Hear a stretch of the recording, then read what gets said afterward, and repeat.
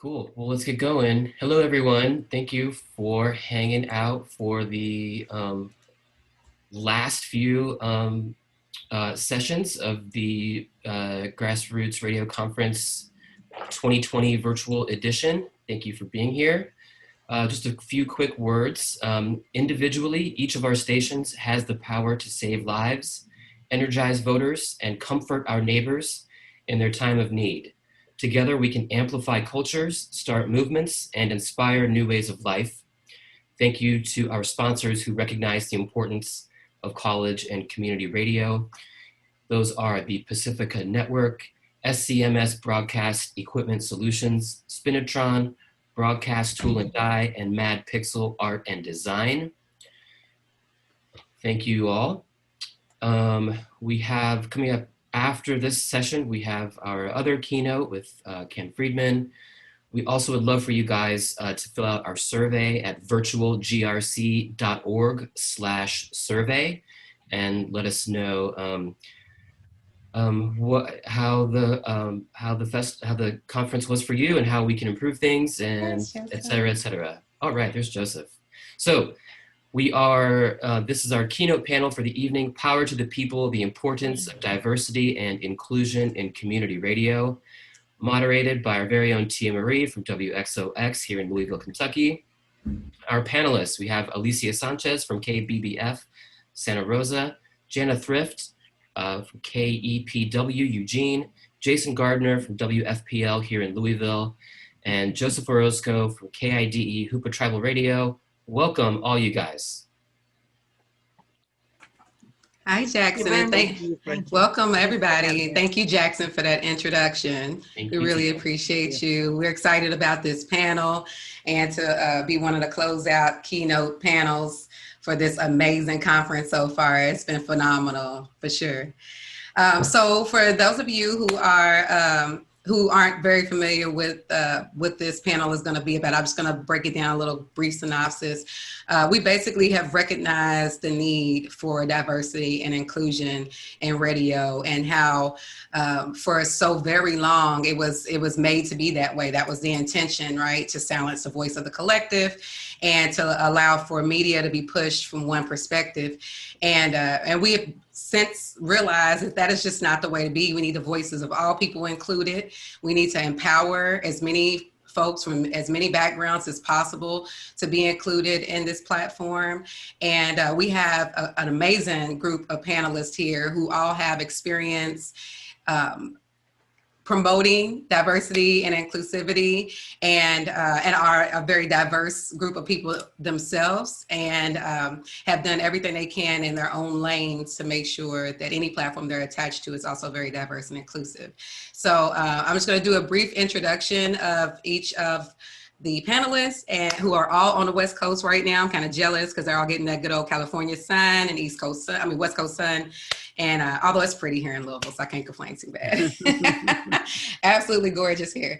All right, so let's talk about Joseph Orozco. I hope I said that right. I apologize if I didn't. The former station manager at KIDE FM, Hoopa Tribal Radio, and is now the new lead producer, mentor of KIDE FM. He's a founding board member of the former Hoopa Valley Telecommunications Corporation that ushered the sign of KIDE FM in 1980.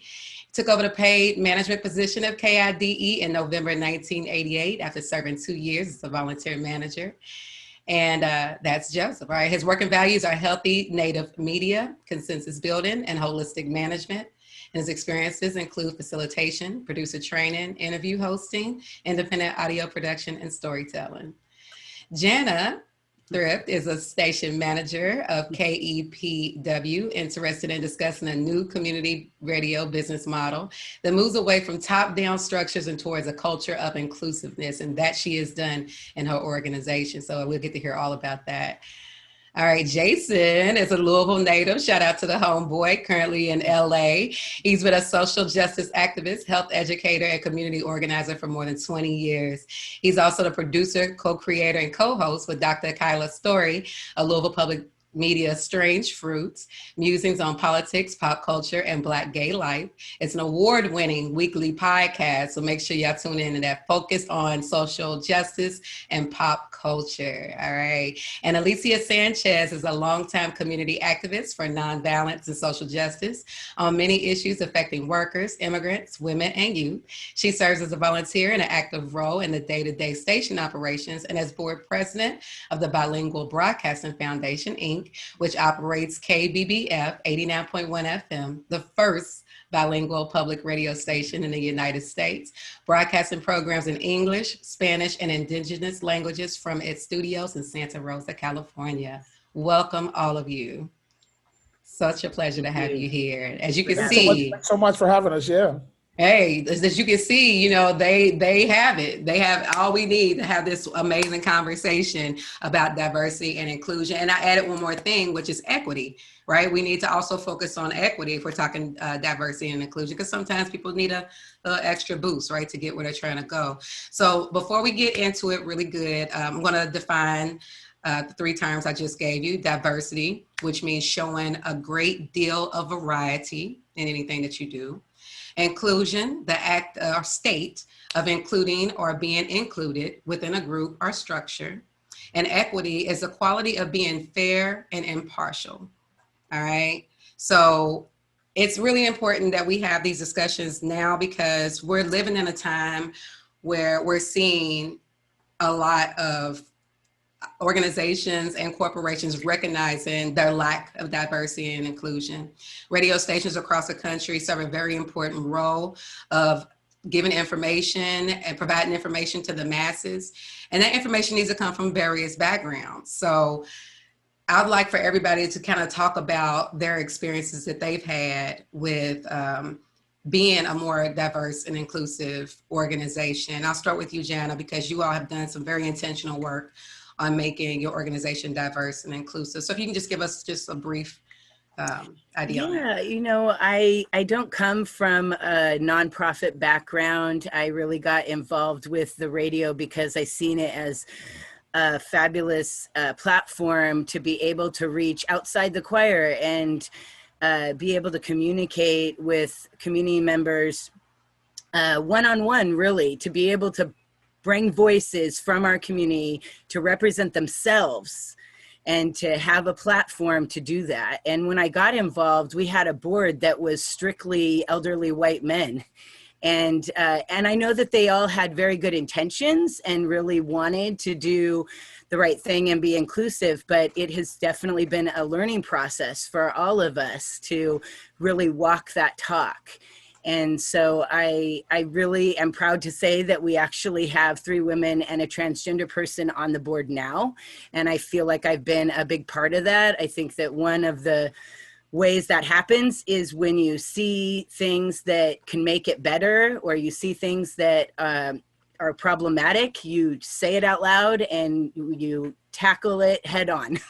Yeah. And so that's kind of what I believe. In our business, we have a community model. So I like to say that we don't have a business model, we have a community model. So our effort is to provide a place for everyone to be heard that aren't necessarily heard otherwise in our community, and to have the funds follow our actions. So we create, it's like if you build it, it will come. And yeah. So that's kind of my motto about how it works. And so far I feel very successful in that. And we get a lot of compliments about being the real deal and including our community, not only as the voices on the air, but the decisions for how we offer those voices a place to be heard. And that's super important to me, because inclusivity isn't just represented on the outside, it comes from the inside out, in my opinion. So absolutely, I couldn't agree more. And what I really appreciate was your desire to be diverse and inclusive at the decision-making side of things, at the table, because that's something that people often forget about too, right? They might open up their doors to a more unique voice as a broadcaster, but that buck stops usually where decisions are made. So kudos for you all for recognizing that need to do that as well. All right, so Joseph, let's go over to you. You are have been amazing and instrumental in bringing tribal voices to the broadcasting community. I believe when we spoke, you told me that tribal communities were one of the last groups to receive an opportunity at the FM dial. So talk to me about what you've done to make it more diverse and inclusive, make your waves more diverse and inclusive. Well, signing on the air is one. Yeah. The first native radio station started in 1972, licensed by the FCC anyway. And that actually, there was two of them in 1972, KOTZ in Costa-View, New Mexico, or Arizona, Alaska, and in New Mexico, in Pine Hill, New Mexico, a Navajo station started then. Since then, and to now, we have maybe 66 native-owned radio stations, either by tribe or community or owned. So that is an accomplishment that we did actually as individuals. I think what we wanted to do, and the Hoopa Valley tribe wanted to do before I actually got started at the radio station here, is they wanted to have a 10-watt radio station. They just wanted to have a way to talk and share good things amongst themselves. And because we get a lot of bad press from the border communities and from the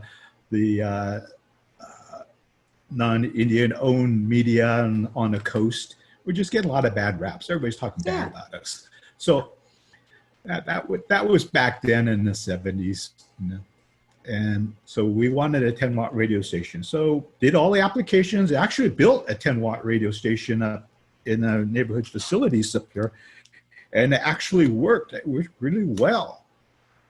And then the FCC made this decision that they weren't going to license any more 10-watt radio stations. And if you wanted to have a license, you had to go to a full-powered radio station. And they offered the non-commercial education band. And we said, yes, we still like to have a radio station, but we had no idea of what a community radio station in that level involved. There was no low power FM. Now, years later, you get low power FM, which is exactly what we wanted in the first place. Yeah. But, so is that inclusive? Is that equitable? How diverse is that? So it comes to my attention that there has been a lot of work done in the radio band that got started without us being at the table. We are a sovereign nation.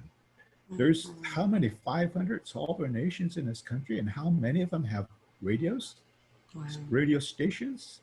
And when you have a sovereign nation, China, France, Angola, wherever it is, you got a land base, but you also have airspace.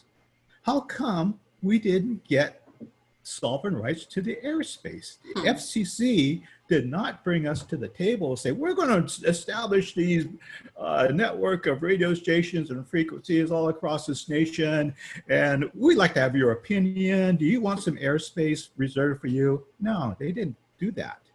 So what happened when we finally got a radio station in 1980 on the air, we didn't have enough money to put our tower on top of a hill.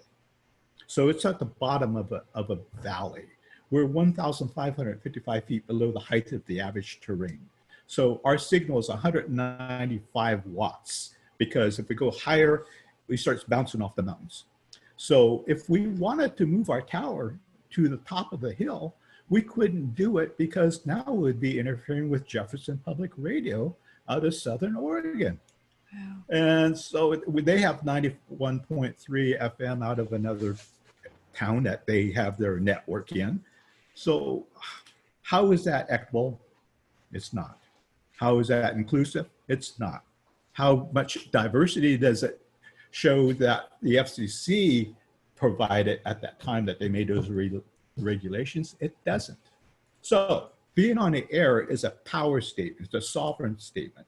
Being on the air allows us to talk about and create our own programming from our own perspectives.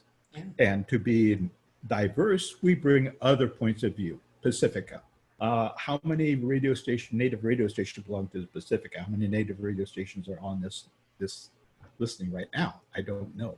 But we have this opportunity to do that.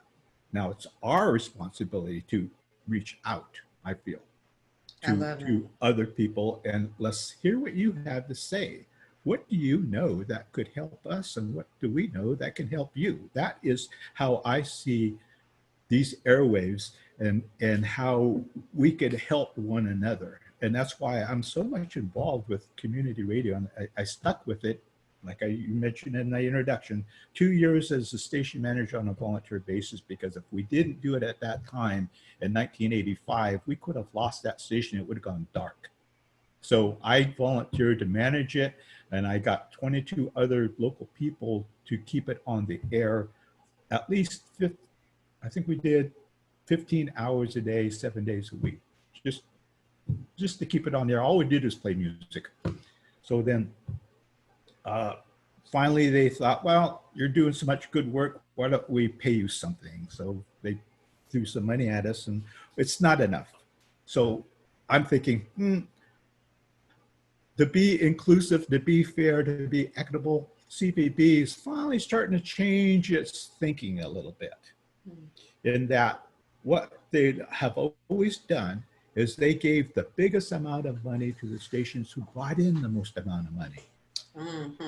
Base funding to all the stations that couldn't do that, like KIDE and a very low economic based community. We couldn't raise that kind of money. And most of the people on this call probably can't do it because they're not in a community that has that capability. So I've always said it's backwards, it's upside down. You should be paying more money to people in low-based economic communities and less money to high-based, just because they have the access to other businesses that would support them.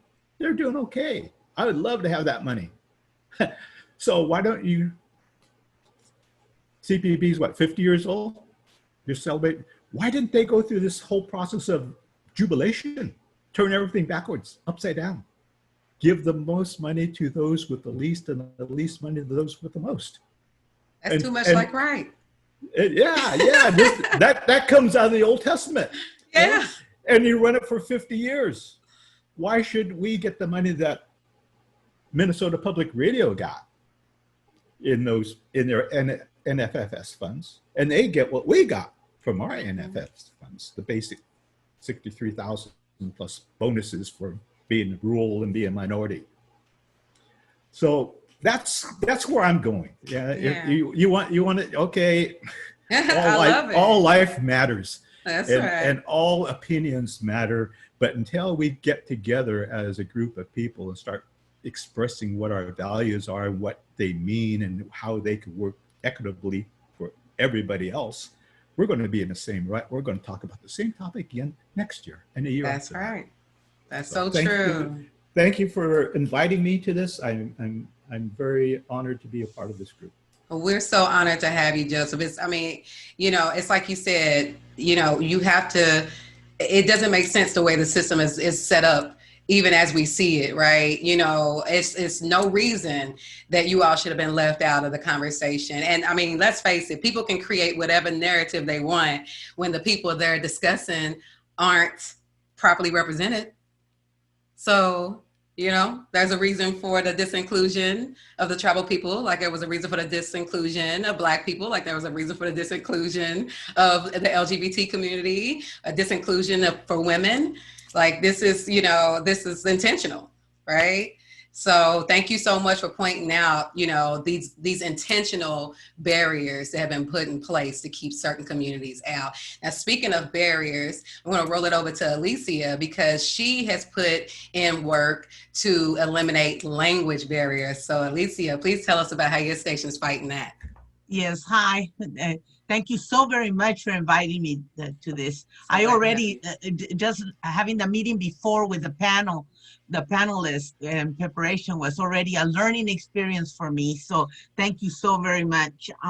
Yes, well, our radio station is probably, our our radio station it was founded the foundation, Bilingual Broadcasting Foundation, came on in 1971. It was formed. And then in 1973, a group of Chicanos and farm workers and community people, Anglos and students, that they got together and they said, here out of Santa Rosa, let's create a bilingual radio station, not just in Spanish, but in English. And so we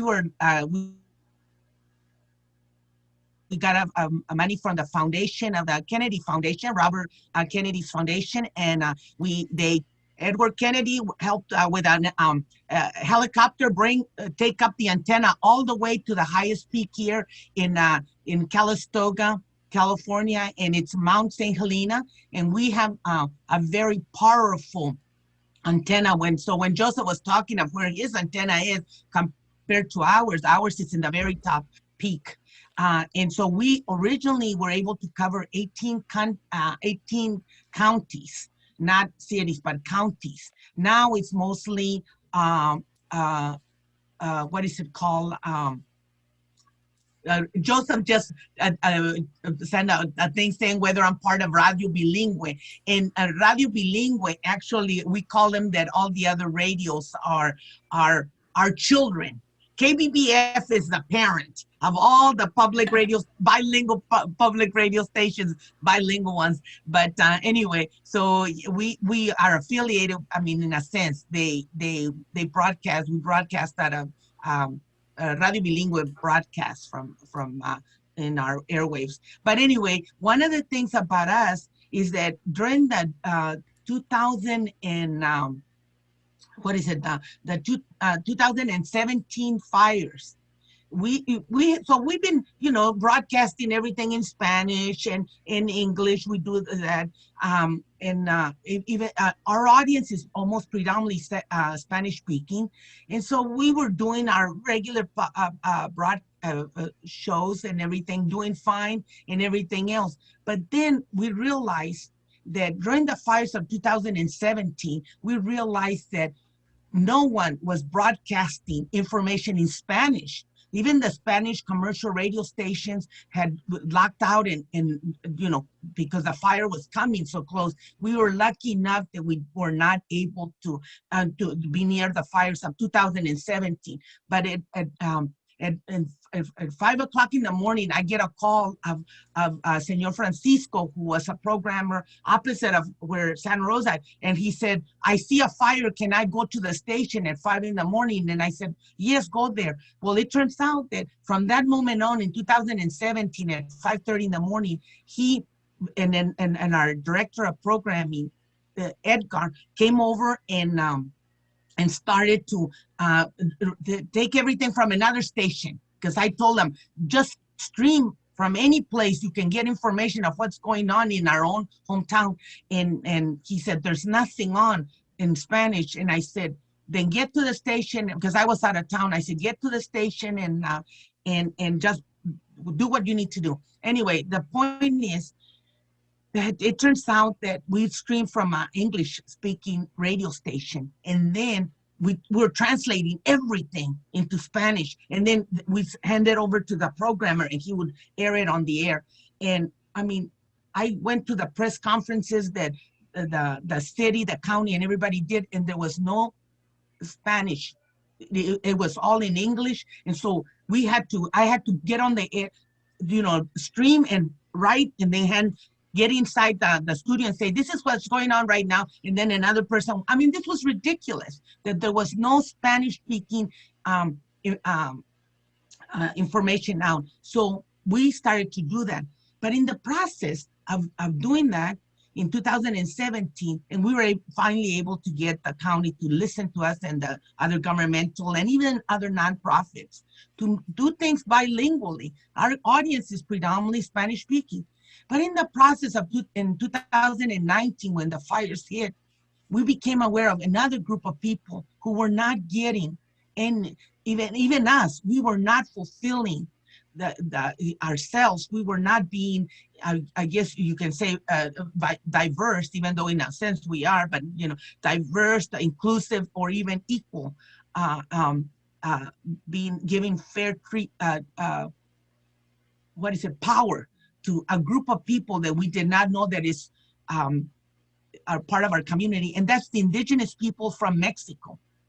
And they speak Triqui, Mixteco, Zapoteco, Chatino, Maya, many other languages. And all of a sudden we came to realize these people, they don't speak Spanish, even though they're from Mexico. They don't speak Spanish, and yet they were left out during the fires. They were the last ones. And guess what? These are our farm workers who make this Sonoma County, just like Napa County, one of the richest. It's like my brother says, we put Sonoma County and Napa County in the European, the world in the map, you know, when it comes to wines, you know, the wine country, they call it here. But yet it's one of the richest money-wise and everything else. But yet the farm workers are the last ones. Right now through the COVID, they're being, you know, where so many of the Latinos are dying, and especially the farm workers, because they're essential workers. And there's sometimes, you know, during the fires, sometimes the growers would come and pull the people out of the shelters and tell them, you got to go and harvest the crop because it's really important, all that. And yet they're not giving equitable, they're not giving, you know, mask and you know, it's been incredible.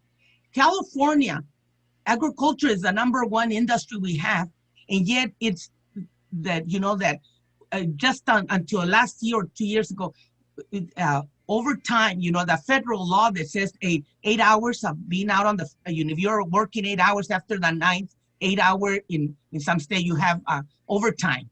Well, in agricultural workers, it's until after 10 hours of work, and it is the hardest. My parents were farm workers out of Texas, cotton pickers, and I'll tell you, I went and helped them only once, and my dad said, being a farm worker is a noble tradition. Yeah. It's a noble job, but if you want to go to a school, you know, that's another option. Boy, I'll tell you, after working in the cotton fields for 2 hours, I love school because it is the hardest job in the world. But what I'm saying about all of this is that we ourselves at the station, even though our board is diverse and you know, and we had to also be aware that we had to take care of looking at our community and what is it that our community needed. And that was for us to start broadcasting in these languages. And we've been blessed to find people who are willing to be part of the program, be programmers, be trained. And so now we do broadcast especially during emergency situations. We broadcast in predominantly for English, of course, but Spanish, Triqui, and Mixteco, and sometimes Chatino. So we do at least, and then we try to get from other places translators to come in and translate things for us so that we can put it in all the different indigenous languages. So for us, it's one of those things that I'm very, very proud. We're all a volunteer organization. And so I've been, you know, so for us, we don't get CPB money because of situations way in the past. We've been in existence for 47 years. We've been broadcasting. And so we, you know, we're a trusted messenger, I guess, if you want to call it the community. We're part of the community. Everybody will refer to, they have a problem, they'll call us and ask us to, you know, can you lead us, tell us where to go and all of that. People view that KBBF as just part of the family. And so for us, but just because of that, we also had to learn our own lesson. You know, we had to learn that we needed to look at our community, and it's changing, and who's here. And this indigenous workers are, because they're predominantly agricultural workers, we need to serve them, you know, and yeah. And I work with the United Farm Workers Union, and Cesar Chavez and Dolores Huerta used to always say, we don't, just as the United Farm Workers, we don't just offer service to the farm workers. We are the servants of the farm workers. In other words, we are equal with them, and but we try to make sure that we try to serve the community. And I think I think KBBF has fulfilled that with all this committee. I mean, all this volunteers. And so I'm very, very proud to be part of this incredible family here in Santa Rosa. Thank you so much. Well, muy bueno, dama sabia. Gracias. I believe in the power of language and that we should definitely break down any barriers that keep us from communicating with each other. I think somebody said it, that, the more languages the more you can communicate with other people. So it's important to honor language and the differences that we have. Now, speaking of language, let me throw it over to my alphabet gang over here. What's up, Jaison from hello. WFPL? All right, so you already know what it is. You work for a station that is an NPR station, and you are sending your message out. That was probably not the most welcome message at first, especially being in a city like Louisville, Kentucky, the Bible Belt. Yeah. We're all righteous and holy here. So tell me, how was it getting in your space and taking it over and owning it? I got you. Well, hello. First of all, thank you for having me to you, Tia, to the entire conference. It's an honor to share this virtual panel with my co-panelists. I've learned so much from each of you all, Jana, Alicia, Joseph, about the hard work that's been going on for many years to make space, Jana, for women and trans folk on boards, and Alicia for language justice, and Joseph for indigenous access to things that you shouldn't have to fight for. So I'm honored to learn some of the history, and certainly the thing I do doesn't even compare. But to clarify to you, I don't work for WFPL. I don't work for Louisville Public Media.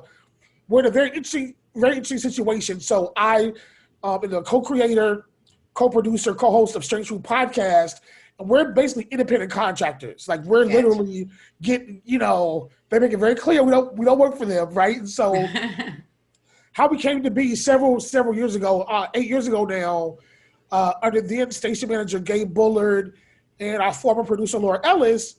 So my co-host is Dr. Kyla Story. We're best friends. She's a Black lesbian. I'm a Black gay man. She's a college professor. I'm an activist. We're best friends. And so we would always cut up on social media. Even if we were in the same house, the same apartment, I would go to her apartment. We'd be in the same room, but we would communicate via Twitter and Facebook, right? So we watch a TV show, and and she write me back. And so someone was watching it and said, "You guys are so funny. You all need your own show." That's what someone tweeted to us. And then Laura says, "Funny you should say that," in her reply on Twitter. "Funny you should say that. We want to meet with you all soon about offering you all your own show." So at the time, Louisville Public Radio was trying to become more diverse. This is 2012. They were trying to diversify their newsroom and diversify their programming. And so we met with them, and they said, "Hey, whatever you all want to do, you can do it." And so we created the show. We named the show. We decided what we would talk about. And so we pretty much had free reign from the very beginning. Now, of course, I didn't know the technical aspects of how you make a show that's quality, and all those kind of things. But so we don't work for WFPL. There's been both a positive and a negative. Because we don't work for them, I'll offer some hypothetical examples simply because I'm still affiliated with WFPL. They still air our stuff. But hypothetically, you've been someplace for 4 or 5 years doing a program, and the white coworkers, the white folks who work there, still don't know your name. Well, you go into the office to record, the studio to record, and folks close the door behind them, and you have to buzz yourself in because they don't recognize you as being someone who's been coming there for 5 years. Mm-hmm. Or you go to the office Christmas party, and the white folks still, it's like a lot of microaggressions, a lot of people not seeing the value of why, quite frankly, we didn't fit in. 2 Black folk, right, especially with dreadlocks and an urban appeal coming into a public radio station.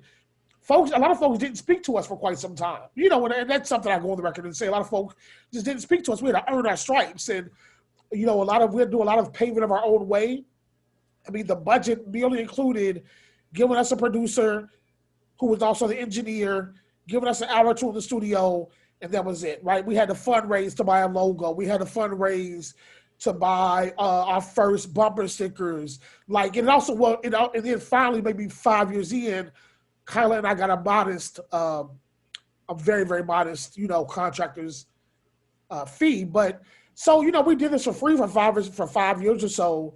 And so, there was a lack of an investment. But speaking of diversity, inclusion, and equity, what I take great pride in is that you have 2 Black queer people in the South who are on public radio.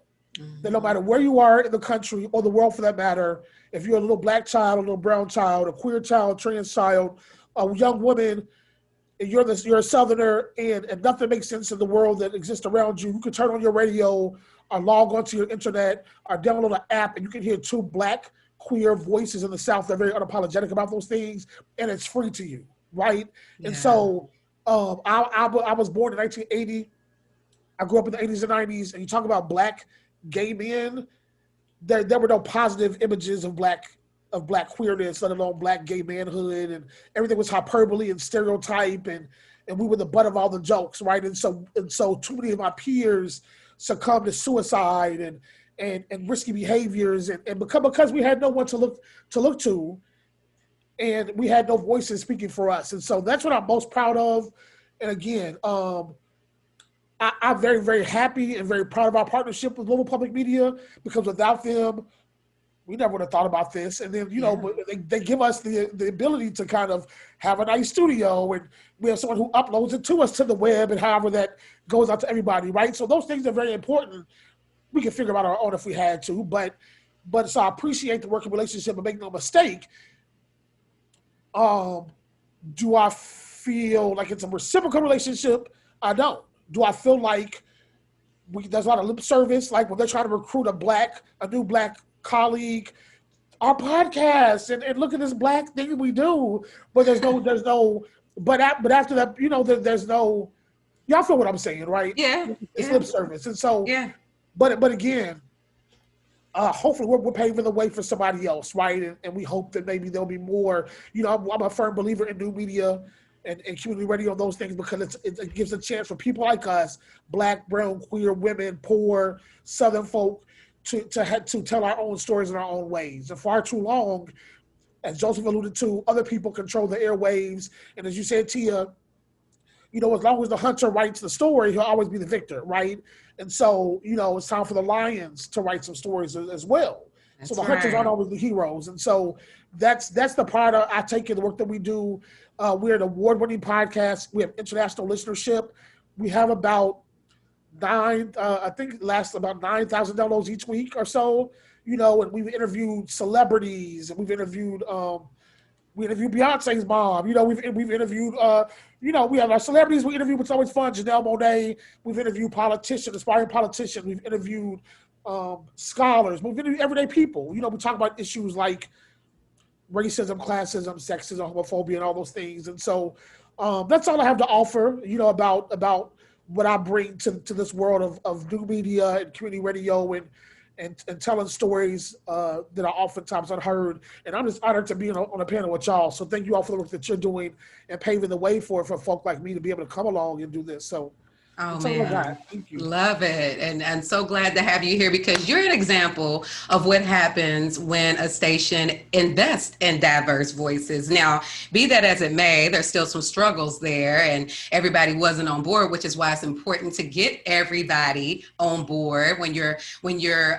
intentionally investing in diversity and inclusion, right? Get your other coworkers on board, because everybody needs to be on the same page so we can make this work. Put the money behind it. I mean, I'm not the first panelist to say this. Put the money behind it. Put the money behind it. What's up? When Joseph was like, why are you giving us the modest allocation and you're giving people with the most resources? I mean, how much sense does that make? Come on now. It's like the millionaires with their tax breaks, right? Why do you give the people with the most resources? Additional resources, and those of us who don't have any got to struggle. Right. So why am I fundraising to buy bumper stickers? Stuff that you should have. So okay, now that leads me to my story. Now, I obviously represent the people as a whole, and most especially the Black female voice in radio, and proudly representing that, because I have had my own struggles with people finding value in my voice, and especially, with urban stations, which is kind of the saddest thing that I have come across. The hardest thing that I had to deal with was the lack of appreciation for unique voices in urban radio, right? You have hip hop and urban stations in a market that don't even want to invest in local talent. They don't want to play local music. They don't want to have local radio hosts. Right? You think of the two urban stations, the two heritage urban stations we have here in Louisville. Neither have local voices on their morning shows or their afternoon shows. Right? I was actually told by somebody in that realm that local voices, they did surveys, and the local Louisvillians did not want to hear local voices speak to them between songs and endorse products and talk about businesses that they love or organizations that they love, initiatives that they love. You know, it's crazy. Right. So here I am, this, sister girl I'm from the hood, even though right now you wouldn't know it, but I am, right. Go to all the things. And I worked around Black people who, because we have such an issue here in Louisville where everybody's scraping for the top. We have a lot of issues where our people won't even uplift each other, right? And so in some cases, so it's really tragic, for me to come in, had already been on Art FM since 2012, been doing my thing, went out independently, hopped on stages with some of the best people, had some of the most amazing interviews. They knew about me when I started at that radio station. They wanted me there and they wanted me on their station, but no budget to promote myself or any of the people on the urban stations. And it's always that, right? There's always that lack of funding for radio that is non-traditional, right? It's not of that one demographic, right? It's even hard to form community partnerships, media partnerships, when you're coming from this angle of being Black, of being a woman, of being of the LGBT community, of being different from what the system was built to represent, right? So, I've had my own struggles, but I also know that it's part of the reason why I'm so blessed to be a part of Art FM, because when I ran across Sharon, we ran across each other at Idea Fest at the Kentucky Center for the Arts, and they were purely experiential at the time. They had this makeshift booth up, and I told her I love radio, and she was like, well, sit in your proposal for a show. And I did. And I started the Tia Maria Show, which is a show all about highlighting ordinary people doing extraordinary things, and just higher frequencies, all about energy and love and light. And, it wasn't really the type of show that you were getting on free radio, right? So I prided myself in that. And I still thank Sharon and my whole team to this day for giving me that platform and giving me that opportunity, because she's forward thinking, right? She knows the station has to be diverse. The station has to be inclusive. We have to build equity. We have to allow for equity for those who have not had those opportunities before. She's open and willing. We're all open and willing to amateur broadcasters, and teaching them and helping them, their voices be elevated. So, and with that, let's talk about this as a collective, because you can't talk about diversity and inclusion without acknowledging the fact that some people aren't involved because they fear their lack of knowledge. Right? They fear, are they even good enough? Is their voice good enough? Right? They're up against a system that's told them for so long it's not. So how have you actually went about the invite to include people of other races and backgrounds? Well, I'll go first. I tell you what, I don't like meetings. I've always been asked to come to a meeting as I've been an activist for a long time. But one meeting I will always take is a person saying, hey, I want to start a podcast. Can you get, and I'll come. I'll be tired, I'll be sleepy, but I will be there. Because number one, I recognize that I had to learn this kind of trial by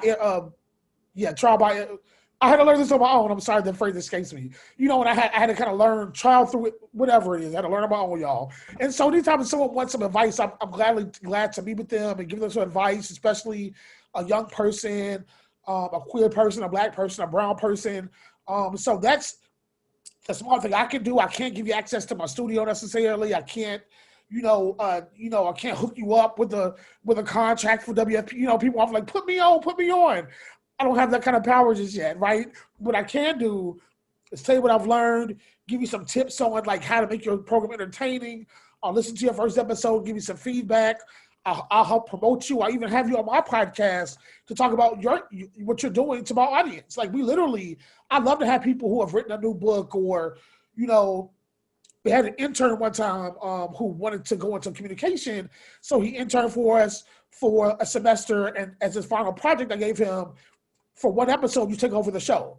So he was with us every single week as we recorded. And I said, okay, now, when your final week, this is now so-and-so host Strings Fruit. You got to book a guest. You got to get you a co-host. You got to decide your 3 topics for the day. You got to have your closing statement. So that's my way of giving back to anybody, especially those folks who are underrepresented, because that's the problem. As you mentioned, Tia, like, we don't know because we haven't had access to those opportunities. And so, like, I could never apply for a job in public radio prior to this podcast because didn't have the experience or the education. Even though I'm still not formally educated in this business, I could now take 8 years of this successful podcast and probably be on air somewhere, right? So we got to create stuff and pass on knowledge. So that's what I do, is my little small part to pass on the information. Awesome. Anybody else want to hop in on that? I can. Sure. Some time ago, we went after a grant. The Humboldt Area Foundation up here had a Native Cultural Grant. So we decided to enter that into their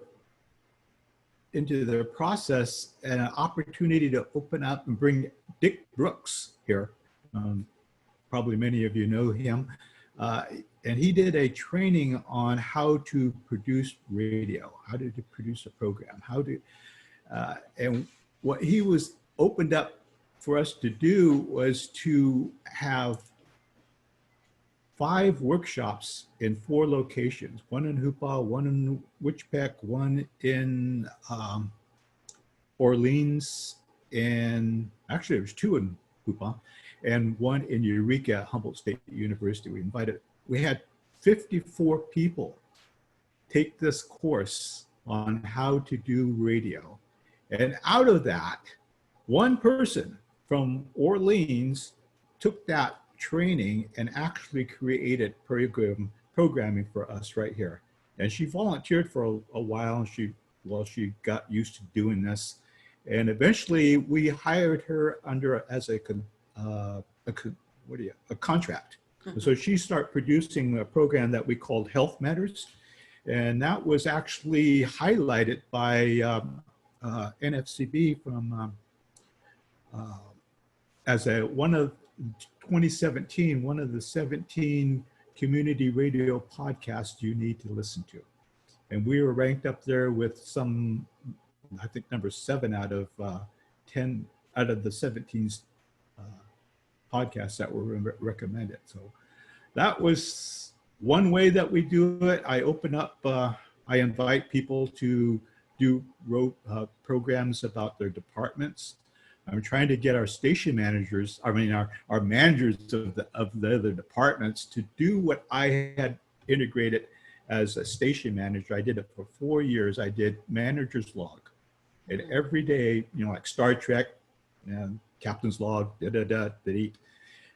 well, I used his same format, and I talk about whatever was going on in the community. And I remembered that program, what is it, from Alaska, that TV show that, Alaska. That's cold. Yeah. I don't know about Alaska. There was a program. It wasn't from Alaska. Northern Exposure. Northern Exposure, and that fellow that was on the radio, and he would talk. And he would just talk about the community. And I thought, wow, I want to do that. And so I did. And finally, I got so comfortable with it. That's what I did. And somebody actually called it or emailed me and says, you sound like somebody's uncle. I really appreciate this insights that you're sharing with the community. And so I go, wow, I did it.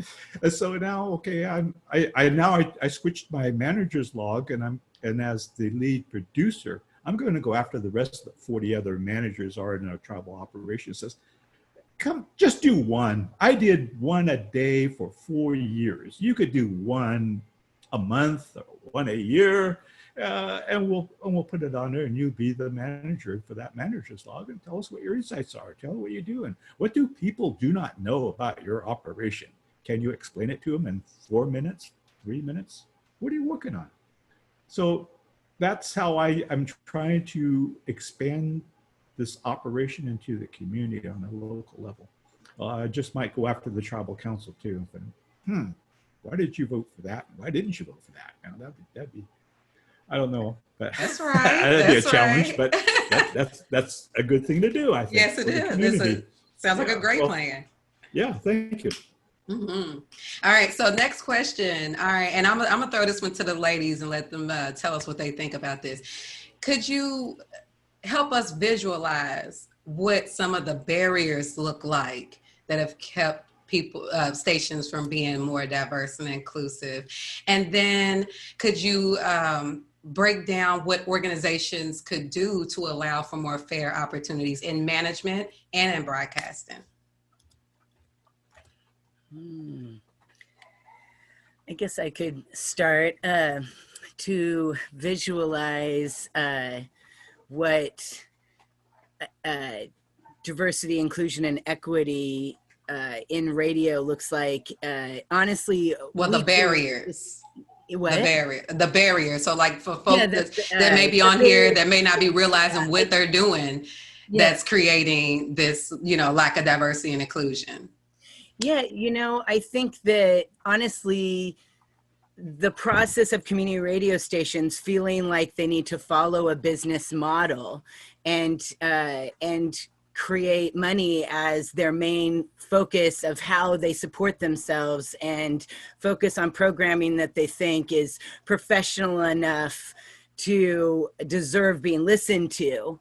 I think that sometimes is a real barrier because people have an idea of, oh, well, we want to get that really tight-knit podcast, and that's what is going to create resources. And a lot of people kind of exclude the voice that is brand new, that hasn't had the training, that doesn't necessarily come from experience in radio, but instead comes from experience with life and the things that they are bringing to the table about the subject matter. And I think that in our community, there isn't a lot of places where people find the ability to be heard through radio. They kind of already have all of their hours taken up by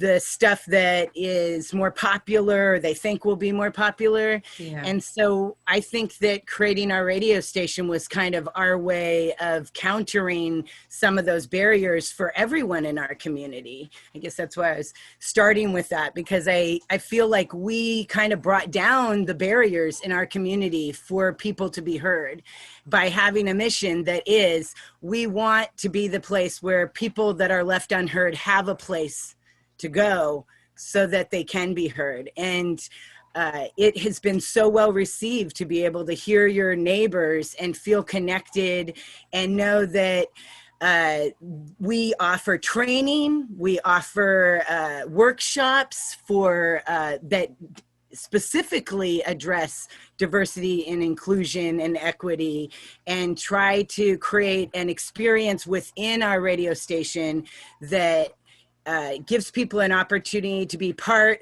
of how we make decisions about how we create that inclusion and diversity. And I think that is key. And honestly, a place for local voices, including local musicians, that is very much a part of our mission, is for the people who aren't being heard elsewhere, and just breaking down the barriers by being able to really point out when we're making it harder, how do we make it easier? Like when things seem like they're difficult for people to have that genuine connection through the radio station. How do we create allies? How do we have genuine outreach with many different organizations? We have so many organizations doing good work. And so just presenting ourselves as a resource instead of saying, this is where you can hear things, this is where you can be heard. And I think that is, I think it's kind of a different way to tackle things. And I find myself being, as station manager, like I'm out of the box because I don't come from a history that knew what the box was supposed to look like. Mm-hmm. And so that's right. I always tell people, you know, we're creating something new, genuinely new, by not following that same model that so many places follow. And I think that is really key to how we feel like we're breaking down barriers for people to have real, true access for the community. And that's what we try to do. I love that. Create your own model. I love that. You know, it's okay, you know, to take something that's a little broken and fix it up. I love that. All right, Alicia, what do you think? I totally agree with everything Jana has said. You know, for us, we started out, like I said, as Spanish speaking, you know, we said we were trying to address the Spanish speaking community. But at the same time, I always believe that the only way that we can break down barriers is, for example, is that you have to call it out, even when you're, for example, we started on the board, there was some discussion many years ago.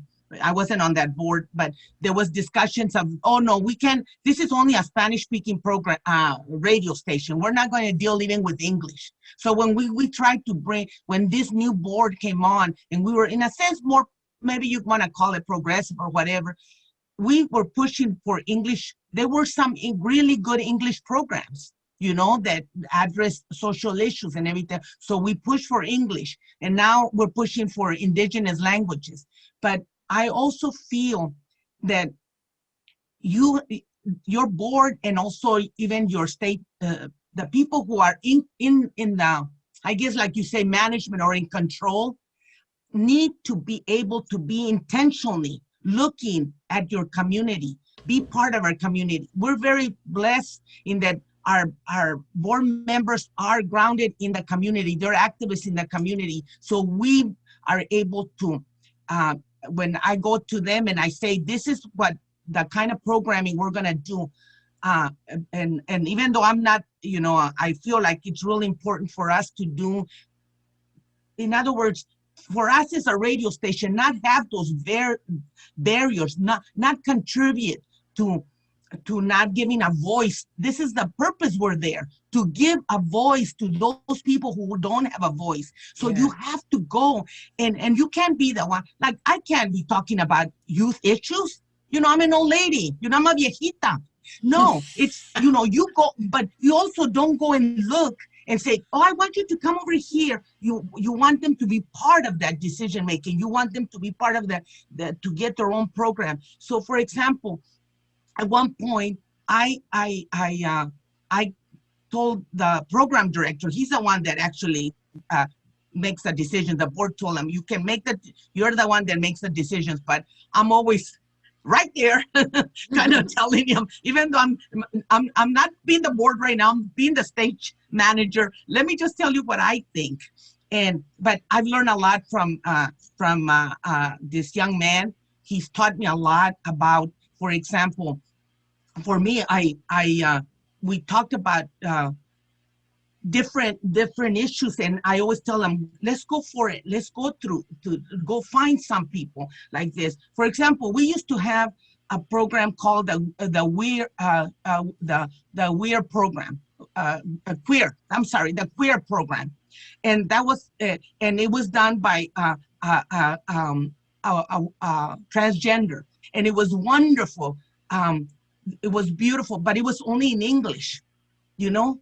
And I kept saying, we need to do one in Spanish. And that's what, like, my thing is for me to look at it, because I hear stories of young people. My cousin told me about a young person who her daughter's friend who killed herself because her parents, when she came out and said she was, she was a lesbian, the parents were very devout Catholics, and they told her she was, something horrible. And anyway, so to me, when I hear stories like that, I said no. And so I'm constantly looking and saying, please, this is your radio, come over here. And then most people, I'm constantly looking. One of the things I feel right now that I'm really upset about is that we had a killing. We had a killing in Santa Rosa by a cop of a 13-year-old kid. And yet, there were demonstrations and everything else. And right now, when we did a lot of programming during that time, but that was a few years ago. And right now, I looked at because I do the FCC reports and everything. I looked at our programming, and we covered a lot on the census, the COVID, but when it came to Black Lives Matter or police accountability or brutality or there was not hardly enough. There's only a few. So I talked to my program director and I said, what's wrong with this picture? This is not acceptable. I'm not going to be volunteering full time on a radio that is not fulfilling its mission. And this mission is to create a multi-linguistic and to empower the people through programming. How can I fulfill doing that if we're failing? So I said, no, we need to be intentional. We need to go and pull those people. And when people say, I can't do it, I don't know, no, your story is so important. I always tell people when they come to the radio station and do an interview, today, by your story, you saved lives. You saved lives. You even if it's one person that listened to you, changed somebody's life. Yeah. The airwaves are so powerful, and we have an obligation to give a voice to whoever seeks it and to open our doors and say, come on in, brother and sister, this is your radio station. And that's what I carry forward. And as I say, this is it. This is your station. I want you to be on the board. I want you to be a program director. Have a program and everything else. And it's like, and like I said, we're all volunteers. So poor Edgar, the director of programming, goes, every time you go out, I end up getting 100 emails saying, I want to be on the program. You know how many times I have to train people because you're like insisting. But the point is, we got to do that. That's an obligation as public radio station. Not depend on the stream media that we have. We have such a profound obligation. It's a moral obligation to give voices to those who don't have voices, to bring up issues, to teach each other. One of the things for me during this Black Lives Matter, I had to deal, and I talked about it, among Mexicans, among Spanish speakers, and we have our own racism, and you better deal with it. You better come to terms with this, that Blacks lives matter. I don't want to hear right now that Latinos matter too. Of course we matter, but don't you know right now that Blacks lives matter? They're in the bottom right now. And if we help them, right, we're here. It's like when I organized white workers. When I used to go to talk to white workers, I would tell them, brothers, I know that you're afraid because Mexican workers are going to get organized and we're going to take your jobs. We're not. We're in the bottom. You're over here. When we rise this platform up, you're not going to get off. You're not going to be tipped off. So the same thing with Black Lives Matter right now. This is it. If people don't understand that Black lives have been in the bottom right now, just like indigenous lives, if we raise up, we ourselves as brown people, we're going to be there too, together. So, for me, I get so passionate about the radio because I started out not even knowing. I tell people what FCC, CPA, ABC, whatever the hell everybody kept using, and I didn't even know what the heck that was. Now, ask me if I know how to do. Even the programmers go, Señora, I can't believe that you know how to do Simian and you know how to do the programming and when we go off this air, you know. So if I'm capable of learning this stuff, I know I tell them, you can do it too. And this is your radio. And Absolutely. anyway, I didn't mean to get on, but this is such a passion thing for me that I feel we need to open our doors and not ourselves break these barriers, not that are being imposed on us. We cannot be part of those. We cannot be part of creating these barriers ourselves in our position. So anyway, thank you so much. No, I mean, you're right on point. United we stand, divided we fall. That's the very thing we were built on as a country, right? And, you know, essentially what you said was it has to be intentional, right? It's about intentionality.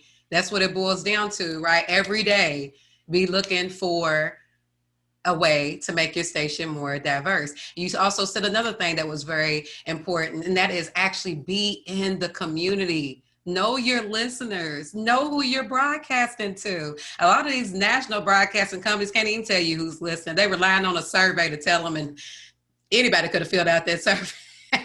But the truth of the matter is, when you're in the community, when you know your listeners, when you get out there and you speak to the people and you value them back, not just their money, and not just the influence that you have over them to go and shop with your advertisers, but you actually value them, then you can be more inviting, right? The invitation's easy at that point, right? Okay, so it looks like we got about 3 minutes, and I did want to look and see if we had some questions that I could squeeze in real quick before we roll over into the next session. I do want to ask this from Jim Dingman, who asked specifically about translating PSAs into different languages. He wanted to know what kind of feedback do you get from the folks that you are translating the PSAs into, and how do you organize the multi-language programming grid? So in many situations, what we've done is programmers, we have bilinguals. There's some programmers that can translate and do like me right now, if I was going to talk and then I would switch into Spanish within the same period. But then there's others that prefer, like 1 hour is totally in English, 1 hour is in Spanish, and 1 hour depending, right? I don't know the PSAs, but whenever we get people, you will send us something. And I'm really hoping that people will do this too, that you will send us your programs. We'll want to put them on the air. And sometimes what we'll do is we'll translate those, we'll translate them ourselves and then get someone that speaks that language, and then they record it and put it on the air. If that's what I think he means, I'm not sure what the brother is, if that's what he meant. But what we do is we translate everything, but we try to do it in a way that is, like right now, if I was to go into Spanish, I would lose all the English speakers, right? Because they would go, what am I? So we try to do it in separate hours sometimes. And sometimes we have a program where it's both English and Spanish, one right? Because it's parents are listening and they don't speak English, and the kids don't speak Spanish. So this guy does both of them at the same, he finishes a segment and then goes into English. So we try to do it that way, and those are our bilingual programs. Fantastic. Jana, it was asked in the chat, do you have a program that other people can tap into to start getting their organizations together? Well, we are working on our website to be able to have a page specifically dedicated to the Zoom meetings that we have coming up, as well as a history of the workshops that we've done. A lot of our workshops have been in person so far, so we're just kind of moving to that remote kind of doing those things. Yeah. But I'm excited that I think that our next one will actually be with somebody that does a show on our station, as well as is locally famous for helping people understand consensus, which is what we do. Our station is ran all by volunteers, committees. Anybody can be on a committee and be a part of learning how to make decisions and figuring out how to share their input about that. And then hopefully it will be a lot more accessible on our station. on our website. We are also all volunteer ran, so it's challenged tech sometimes getting that support for that website. But right now we have a bunch of people just organically showing up to help with that. And if you really want to know what we have going on and you don't find it on the website, you can just email us, staff@KEPW.org. And I'm always monitoring it and happy to share anything we have in the works. But hopefully we'll have a page really dedicated to sharing some of the things we've already done very soon, and also a calendar of what we'll be doing in the future. Okay, good deal. And Joseph, I just wanted to ask you again real quick, you put in the chat that policies are often barriers. And that's a very valid point. So you yourself have lived through trying to get past policy just so that you can be heard. You want to drop any final words on us about that? Policies come from those who we have given power to. Yeah. And we do that with our electoral college and other venues. So yes, I'm looking at trying to get our community to take a look at our constitution as a tribal constitution. So what changes can we make in this that is more inclusive and holistic to our community, rather than following a constitution that was actually established by the federal government when they established our homeland as a reservation. So that's what's on some of our plates, not just mine, but other people are also thinking about this. Okay, I love it. And Jaison, you are, you have a podcast, you built a product, and then you got a station to get behind you. So any final words of advice for other folks who have products developed and need help getting into, getting in with networks who may not be as diverse? Certainly. Someone said it before me. I think, Jana, if you build it, they will come. I mean, I just believe that. I mean, I believe you put it into the universe and you will find a home for it. And that may look like a bright, shiny station like WFPL, or it may look like, you create your podcast in your basement, and like there's more than one way to skin a cat. There's more than one way to resist. You know what I'm saying? And so you build it, and you reach out to people, reach out to folks for help and assistance. Email me if you need help or don't know where to start. Reach out to folks like my panelists, and you build it, you pitch it to somebody, and eventually it'll end up where it's supposed to be. I mean, I agree with, Alicia, the work that we're doing, that all of us are doing undoubtedly are saving lives. And so do that, and it'll end up where it needs to be. It will. Love it. Thank you all. Thank you all so much for being involved in this very important conversation. Power to the people. It's all about empowering the many voices that are out there, the many unique sounds, the many unique ideas that are out there, so that we can keep this revolution going. So thank you all so much for everything that you do. Remember, y'all can check me out at tiamariepresents.com and see everything I got going on, and make sure that you go to the speaker page. You can learn more about how you can follow the folks on this panel today. Thank you again so much for watching, and blessings to you all.